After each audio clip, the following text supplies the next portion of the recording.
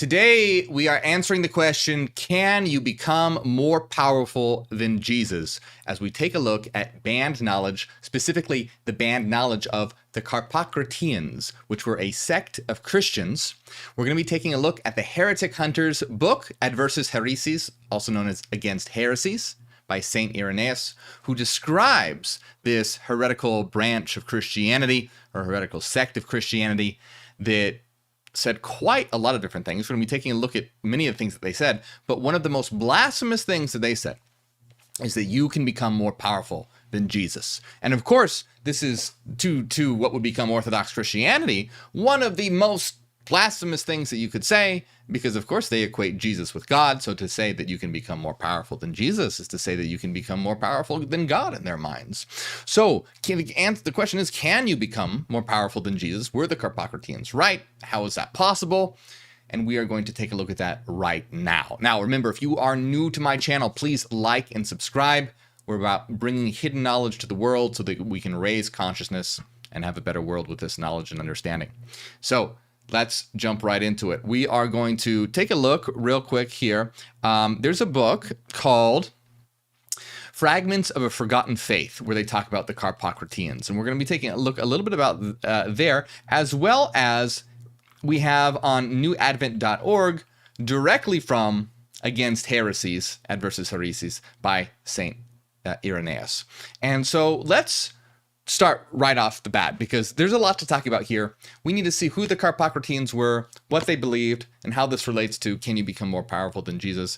By the way, I did a video about one of the powerful leaders of the Carpocratians, known as Marcellina, who actually tried to sort of infiltrate Rome and Christianity and take over Christianity in a certain way. So if you're interested in that, check out my video on the secret cult that tried to take over Christianity, that talks about Marcellina, who's one of my favorite women in history.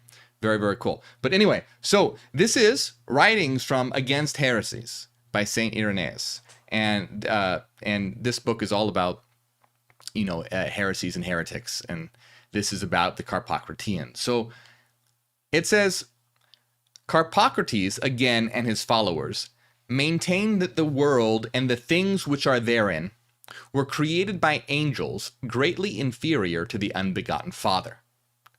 They also hold that Jesus was the son of Joseph and was just like other men, with the exception that he differed from them in this respect, that inasmuch as his soul was steadfast and pure, he perfectly remembered those things which he had witnessed within the sphere of the unbegotten God. So let's break this down real quick, and this is all going to be really important to what we're talking about here today.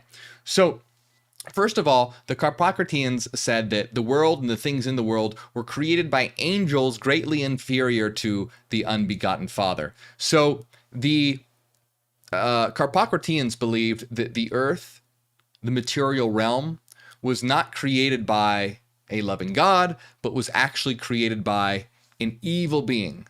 And they equated this evil being as being the devil, and his angels, or archons, known as rulers, were imprisoning humanity here. Now check out my video called Is God Actually Imprisoning Souls to take a look at that. It's really fascinating. But this is what the Carpocratians are referencing. So the unbegotten Father, what the unbegotten Father is for the Carpocratians, isn't the God of the Bible, okay? So that's really important to understand. The God of the Bible for the Carpocratians is not the unbegotten Father. That is the devil. They think of the ruler of the material world, the creator of the material world, as being evil. And the unbegotten Father, what that is basically what we call the source. A divine mind of light from which all things emanate, something that is higher and beyond all these things. And what they're essentially saying is that the Carpocratians say that Jesus was just a man, but he differed from other people in that his soul was steadfast and pure, and he remembered those things which he had witnessed within the sphere of the unbegotten God. In other words, they're saying that he witnessed, or not witnessed, but remembered when his soul was a part of the source, or the things that are related to the source, and the realm of pure light, the realm of divine mind, the realm that is beyond matter. Because the Carpocratians, they believed in reincarnation. They didn't believe in resurrection. Modern day Christianity, they don't. There's the two R's, the resurrection and reincarnation.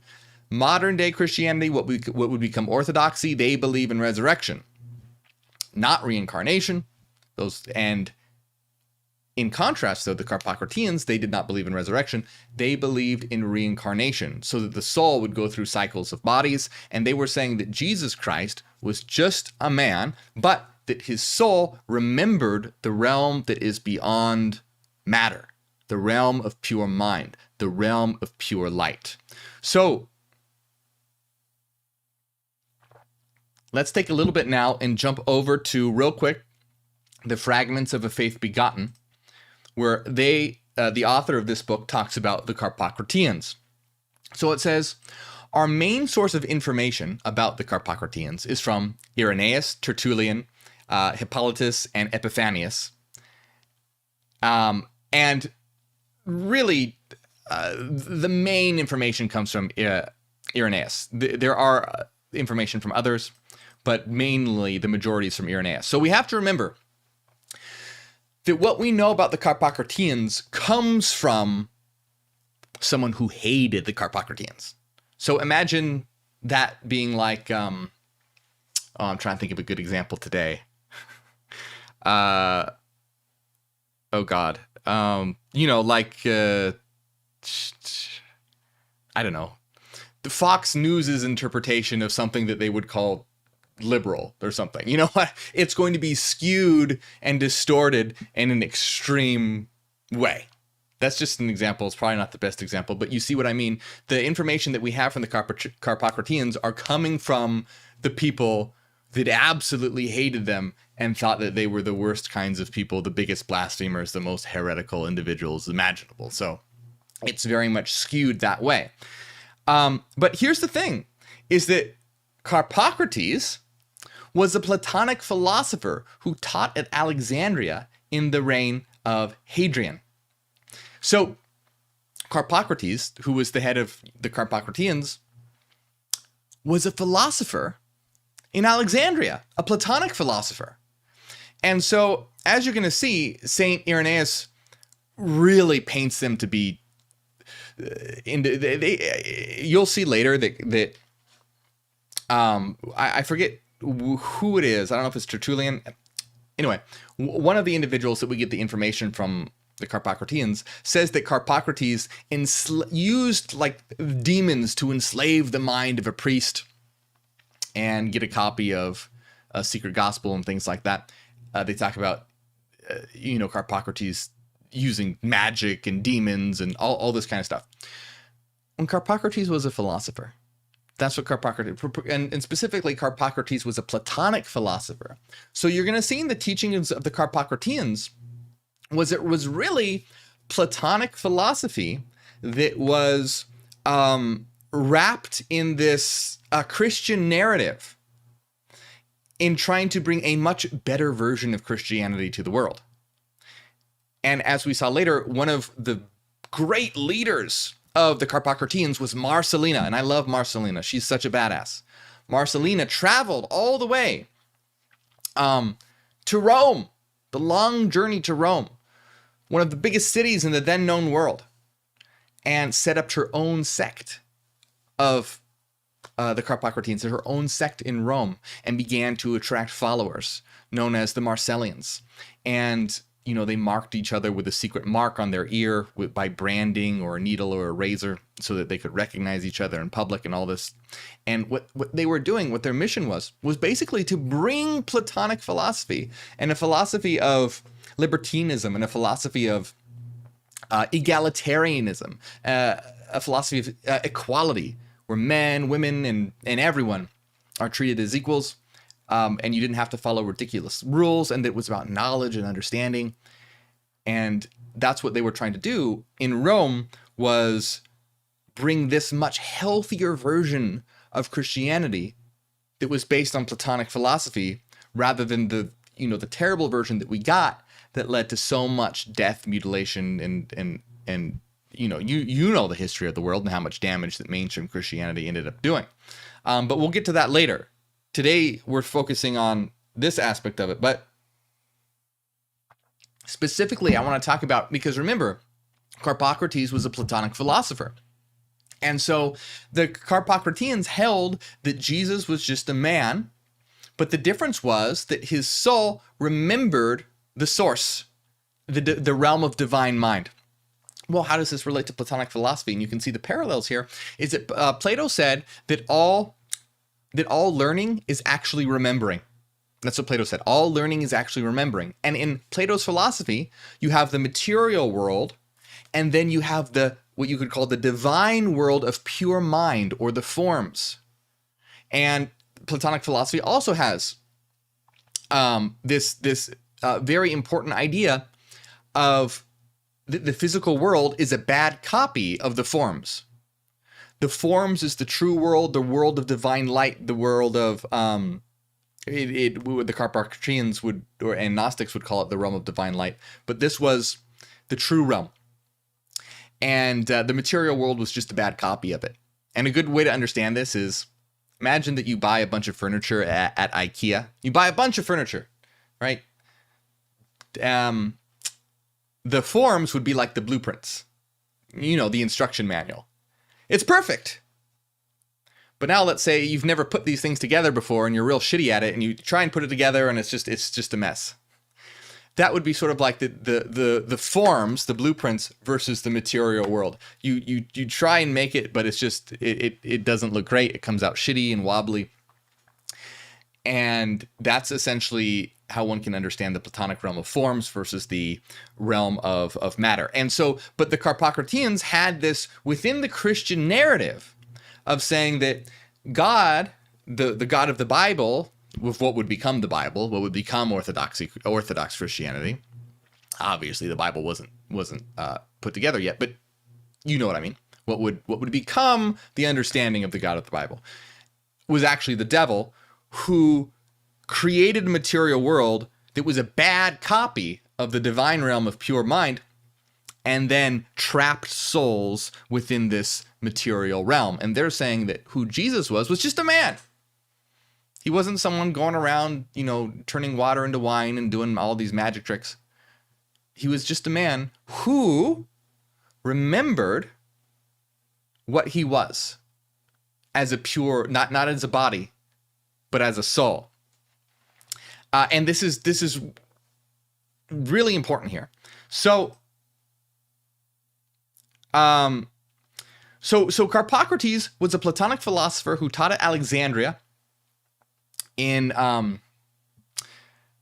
CE 117 through 138, and he was the head of a Gnostic circle, whom the church fathers called the Carpocratians.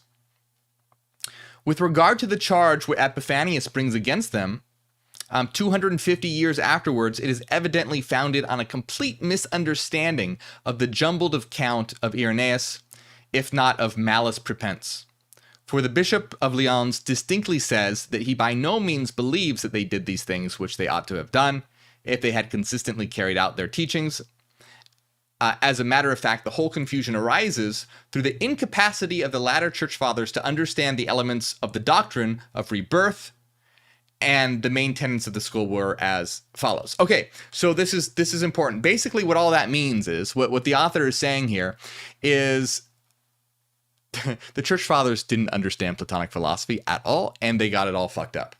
That's what they're saying, that it's their understanding of the Carpocratians comes from a jumbled, a complete misunderstanding, a jumbled account, if not of malice prepense. So a complete misunderstanding, a jumbling of not knowing what the hell they're actually talking about, and they hated them. So not only did they get it wrong, but they also twisted it because they didn't like them, and that all this confusion arises through the incapacity of them to understand the doctrine of rebirth or reincarnation.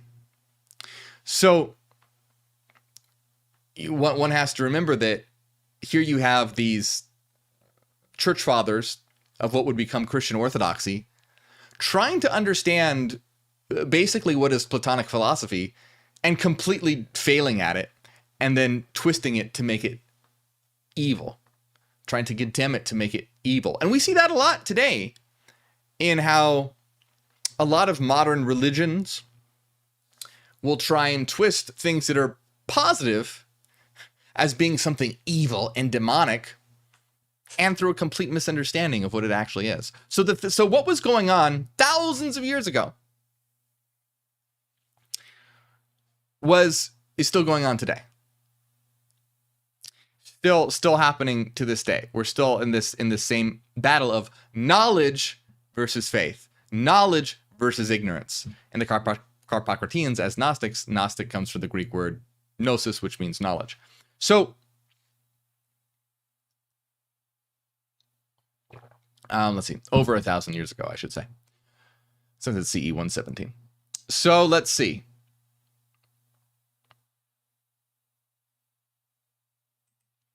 So let's go back now to Adversus Hereses, against heresies, Saint Irenaeus' writing, who hated them. So Saint Irenaeus is talking about how they believed that the world was created by by greatly inferior angels, which eventually we'll see are actually what are to be considered archons or demons. And that Jesus was just a man, with the exception that he differed from them, and that his soul perfectly remembered those things which he had witnessed within the sphere of the unbegotten Father. So on this account, a power descended upon him from the Father, that by means of it he might escape from the creators of the world. And they say that it, after passing through them all, and remaining in all points free, ascended again to him, and to the powers which in the same way embraced like things to itself. They further declare that the soul of Jesus was endowed with faculties by means of which he destroyed those passions which dwelt in men as punishment for their sins. Okay, so let's break this down, see what they're talking about, and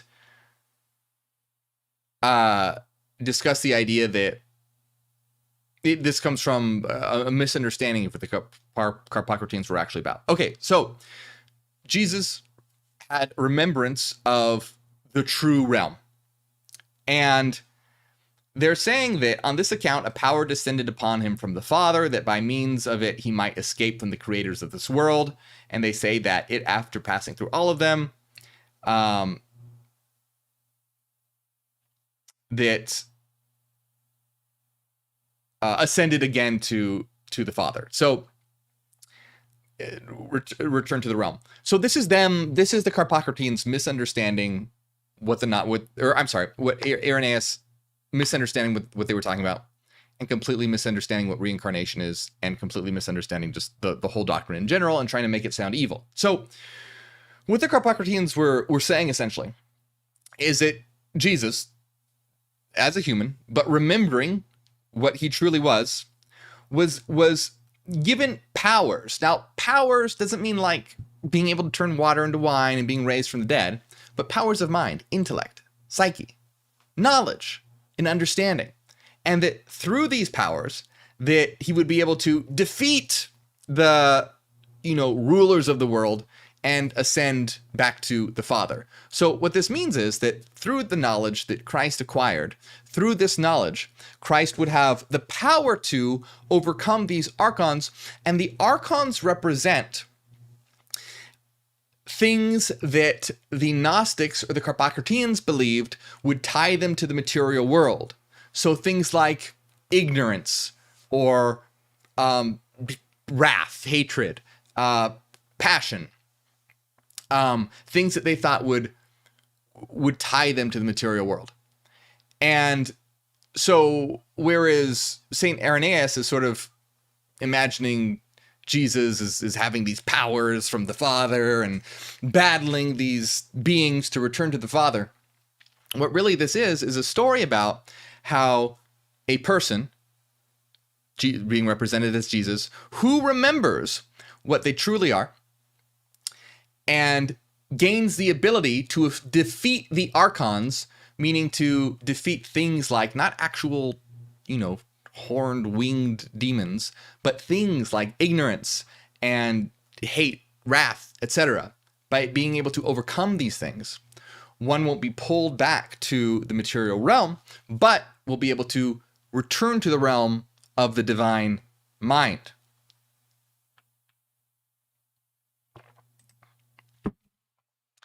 So let's turn real quick back to Fragments of a Faith Forgotten for the interpretation here, because there's always some really good points. So they're talking about how the church fathers didn't understand what the hell the Carpocrateans were talking about and twisted it to make it sound evil. And we'll see later, as we get into Adversus Heresis, that they really make them seem evil. They make them out to be one of the most evil sects of Christianity imaginable. So this is describing now the main tenets of the Carpocrateans. So they believed that the sensible world, the material world, was made by the fabricating powers or builders, far inferior to the ineffable power of the unknown, ingenerable Father. So in other words, the world was made by these archons, these rulers, whose power was inferior to what they call the ingenerable Father here, but really there's not it was just you could call it the one, the divine mind. So Jesus was the son of Joseph and Mary and was born like all other people. He just differed from the rest in that his soul, being strong and pure, remembered what it saw in its orbit around or conversation with the ineffable Father. In other words, remembered being within the source and what the source entails. This is also the idea lying behind the Pythagoreans, Platonic and Hermetic traditions of the orderly course of the soul in harmonious circle round the spiritual sun in the plane of truth. And again, we can think of the spiritual sun as being the source when in its own nature. In consequence of this reminiscence, which is the source of all wisdom and virtue, the Father clothed him with powers whereby he might escape from the dominion of the rulers. So do you see how this is Platonic philosophy being wrapped in the Christian story?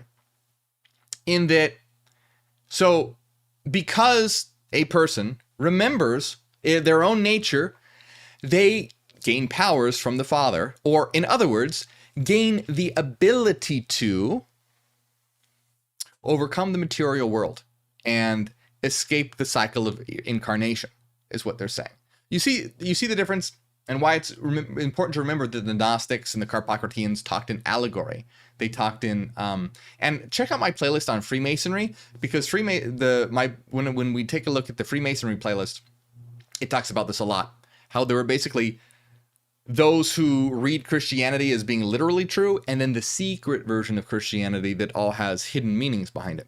And so this is all you can think of the Father clothing Jesus with powers whereby he might escape the domain of the rulers of the world, passing through all their spheres and being freed from each, finally ascend to the Father, is talking about someone who has the ability to know who they are, what they are, where they are, to gain the faculties of mind, knowledge, wisdom, to overcome those things which might have a detriment, and escape the cycle of incarnations to return to the source. So here's the important part.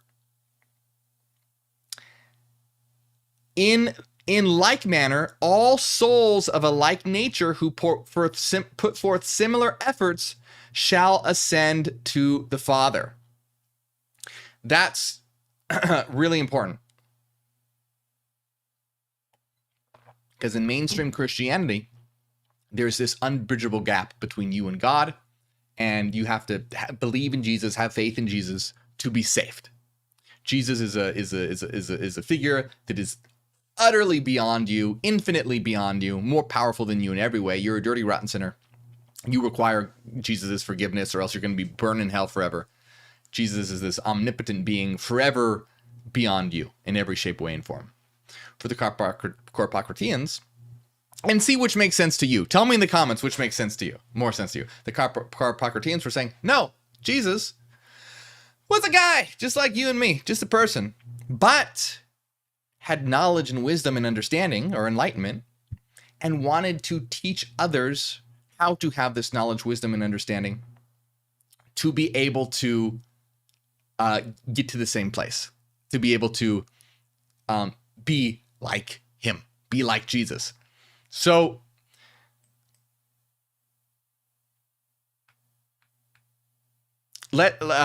turning back now to Saint Irenaeus and Adversus Heresis, Saint Irenaeus continues, the soul, therefore, which is like that of Christ, can despise those rulers who were the creators of the world, and in like manner receive power for accomplishing the same results. This is basically saying that any person who has the knowledge that Christ does will receive these powers and can defeat the rulers and blah, blah, blah. Will be able to, meaning that they will be able to have the knowledge and understanding and wisdom that they need to become enlightened, to understand what they are, where they are, why they're here, what reality is, what existence is, and to be able to no longer be chained to the material realm and that cycle of incarnations. But Saint Irenaeus continues, this idea has raised them to such a pitch of pride that some of them declare themselves similar to Jesus, while others, still more mighty, maintain that they are superior to his disciples, such as Peter and Paul, and the rest of the apostles, whom they consider to be in no respect inferior to Jesus. So what they're saying, so what Irenaeus is saying is, these assholes are so prideful that what they're saying is that some of them say that they're just like Jesus. And while others say that they're even more mighty than the disciples, like Peter, Paul, and the rest of the apostles, whom they consider not to be inferior to Jesus. So they think the disciples aren't inferior to Jesus, say that they're more powerful than the disciples, thus they're saying that they're more powerful than Jesus.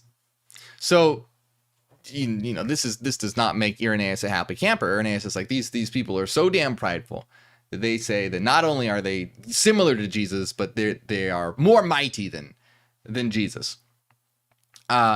Says, for their souls descending from the same sphere as his, and therefore despising in like manner the creators of the world, are deemed worthy of the same power, and again depart to the same place.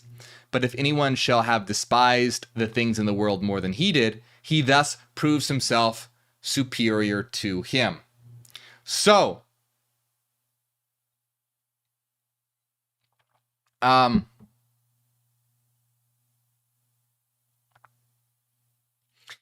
this is, hold on. Yeah, okay. So what's important to see here is that so we're turning back now to Fragments of a Faith Forgotten. Okay, so we're going back to the Fragments of a Faith Forgotten. It says, believing then that all souls which arise above the constraints of the world-building rulers, or, you know, the demons who created this world. But remember, the demons who created this world represent limiting or unproductive faculty, like ignorance and hatred and things like that. And that's important to remember. So, actually, if you want more info on that, take a look at my video on the Gospel of Mary Magdalene, the secret Gospel of Mary Magdalene, where we actually break down and I read the whole thing, because it talks about Mary having a vision of the soul, and it's really cool. The soul encounters all these different demons, like ignorance, and ignorance goes, "What the fuck are you doing here?" Because it's sort of like rising up to the other. It talks about the soul basically ascending through different spheres to go to the highest realm, the realm of divine light. And then it's encountering all these different archons. And like one of the archons, one of the demons is ignorance. And it's like, you know, what the fuck are you doing here? I'm ignorance. I have chained you to this world. You shouldn't be here. And then the soul essentially replies, no, I've gained knowledge and you have no more power over me, etc., etc. And then it ascends and encounters a different archon and they have a conversation. It's really cool. So check that out. The Secret Gospel of Mary Magdalene. I have a whole playlist on it. It's really a really good one. I love that one. So So these you can see these archons or these demons represent faculties of mind, and you can see how much healthier this version of Christianity is, and that's why Marcellina, who is a Carpocratian, went to Rome and was trying to spread this. Because imagine a world where it wasn't based on this idea that you had to be subservient to Jesus and all that, but that it was about knowledge and wisdom, and that Jesus was a teacher, and that one had to overcome these things that could have a negative impact on the world, ignorance, things like that. So these Gnostics, or the Carpocratians, still further claimed that some of their number had actually attained to the same degree of their perfection as Jesus, if not higher. Okay? So again, the Carpocratians still further claimed that some of them were actually at the same level of Jesus, if not even higher than Jesus. If not to a higher degree, and were stronger than Peter and Paul and the other apostles who attained similar powers. So these were, and this might seem prideful or whatever, but it's not. Because the Carpocratians weren't about worshiping Jesus like he was some sort of god. They put the image of Jesus next to the image of Plato, next to the image of Pythagoras, next to the image of many other philosophers. And they saw them as being a teacher, one of many teachers. And they themselves, if they attained enough knowledge, could become a teacher as well. And that's what's really important. And you have to look at this and think to yourself, think about the different, this Carpocratian interpretation of Jesus versus the modern day Christian interpretation of Jesus. The modern day Christian interpretation of Jesus wants you to worship him, wants you to, have his forgiveness. And it's this relationship of master to servant. Master to servant, master to servant, master to servant. I was a Christian for years, RTS, religious trauma syndrome. It's just, bludgeoned into you that the relationship to you to Christ is master to servant.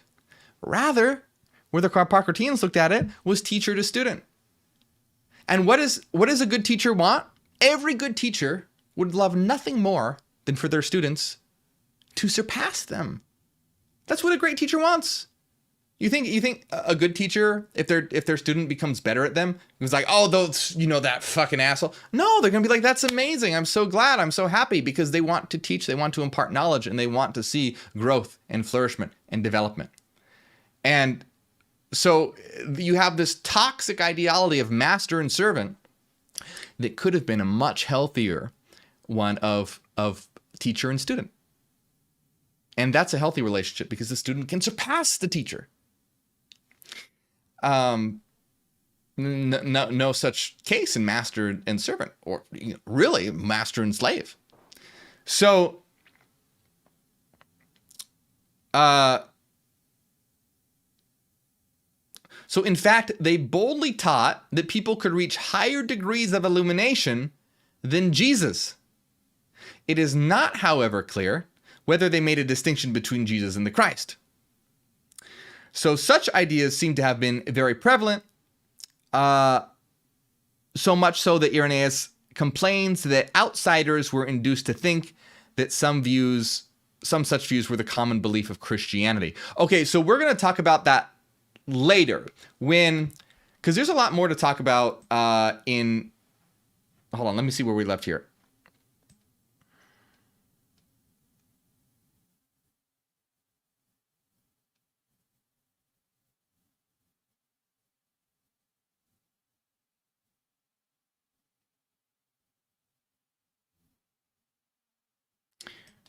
Okay. So now here, this is important. We're going to turn back to St. Irenaeus in Adversus Hereses. And now listen to this sort of smear campaign against the Carpocratians. And you can see this in modern day Orthodox Christianity, when they claim that, that such and such is of the devil, and so is possessed by demons, and that's satanic, and blah blah blah. And it's perfectly fine. It's like philosophy or something. It's like, that's of the devil. or some music or something. But so Saint Irenaeus is now talking about the Carpocratians. Says they practice magical arts, incantations, philters, love potions, and have recourse to familiar spirits and dream-sending demons and other abominations, and declare that they possess power to rule over even now the princes and the formers of this world, but not only them, but all things that are in it. And the thing is that when you look at all this stuff like magical arts and whatnot, it's psychology. And, this was from Carpocrates, the Platonic philosophy. So really, you're coming in with things like philosophy and science and knowledge, and it's getting interpreted as, magical arts and dream-sending demons and, other talking to evil spirits. And they declare, and see, this is an interesting part, that they declare they possess the power to rule over even now all the princes and people of the world, formers of this world, and not only them, but all things that are in it.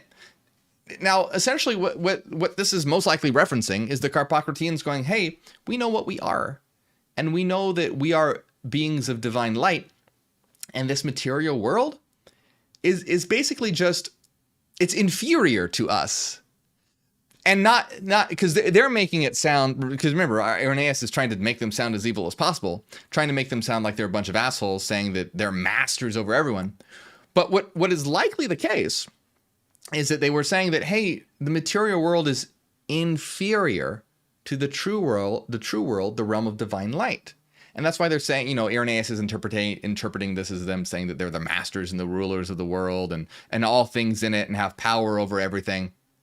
Well, because in a certain sense, when you realize what you are, where you are, and why you're here, you know that the material world is just an expression of yourself, and you have power over it. Just like you as a mind have power over your body. You as a mind have power over your body, and you have power over, different impulses you may have, or different emotions you may have. You may feel like doing something, but you can reason and use your mind to think, you know what, no, that would be a bad idea. I'm not going to do that. And so in a certain way, not only are the Carpocratians, this would be some of the powers of the Carpocratians, but also saying that they have power over the material world, and that they realize that the material world is just an emanation of the mind. It's based on that blueprint. It's just an inferior copy. And that's the important thing to understand, is that the Gnostic version, and when we talk about, this is Christ as a teacher who wants you to be like him and surpass him is so much healthier than, a master-slave relationship. Because now you have, it's like a philosophy. Can you imagine, look at the different Socratic dialogues that Plato talks about, where, you have Socrates and they're just looking for knowledge. Remember, Socrates said, I know that I know nothing. Socrates wasn't looking for slaves or worshipers or anything like that.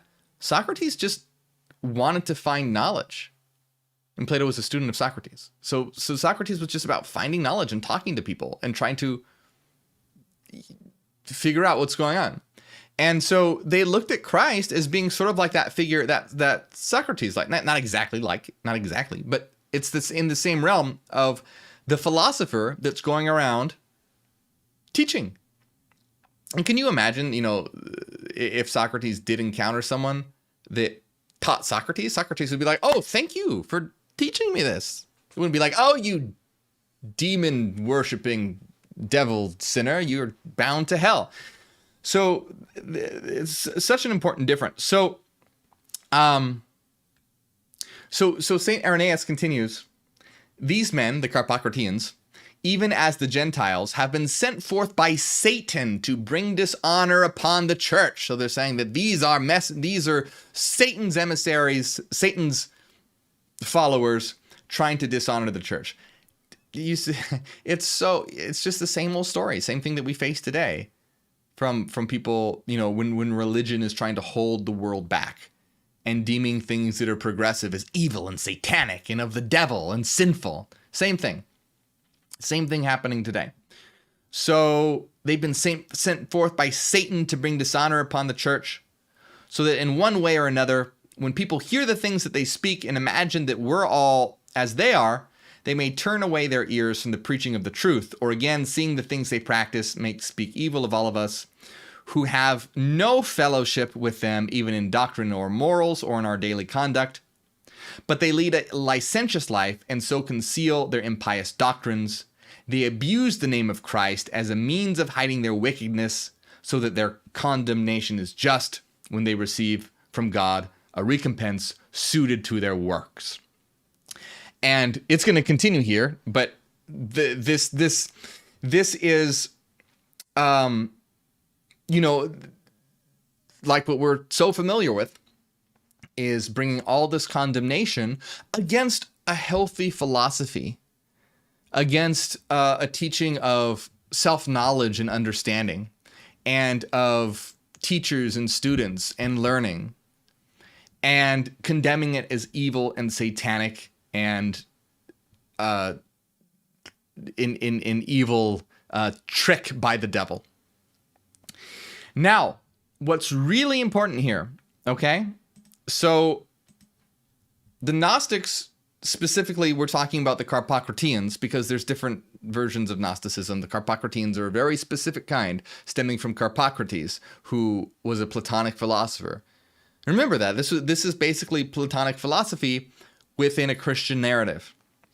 And this healthy version of Jesus as one who is trying to teach others and impart information and knowledge.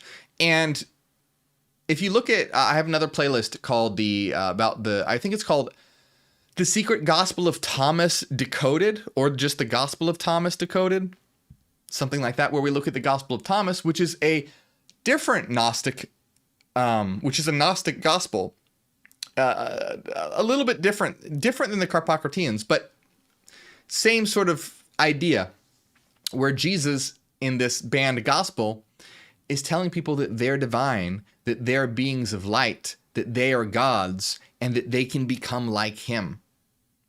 Now, one thing that I do want to point out real quick, and I always want to make this caveat, is that certain sects, like the Carpocratians, believed that this world was an evil world and should be escaped. It's not so in the Gospel of Thomas, but what the Carpocratians believed, likely it's the case that they believe something similar, that it was an evil world that needs to be escaped. I just want to emphasize that my position is not the case. And I always want to emphasize, just because I talk about Gnosticism doesn't mean I agree with everything in Gnosticism. Gnosticism is very interesting, but I'm not a Gnostic, and I don't agree with everything.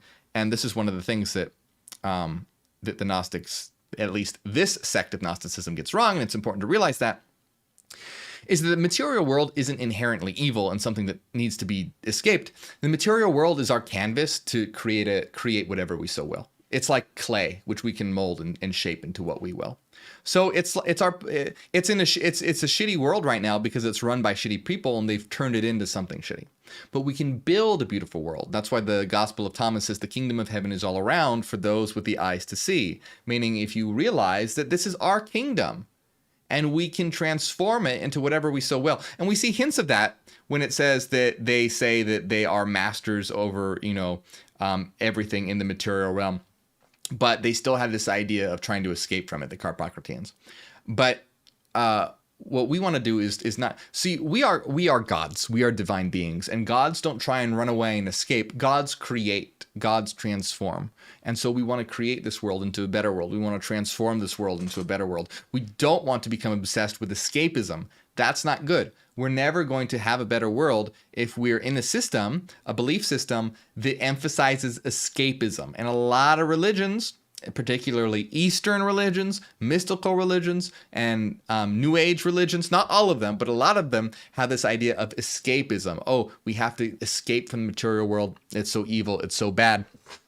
Rather, it needs to be understood that the material world is just, it's our clay. It's our canvas. Right now, it is very bad. It is terrible. But it doesn't have to be that way. We can create something beautiful. We can create something brilliant. We can create something wonderful.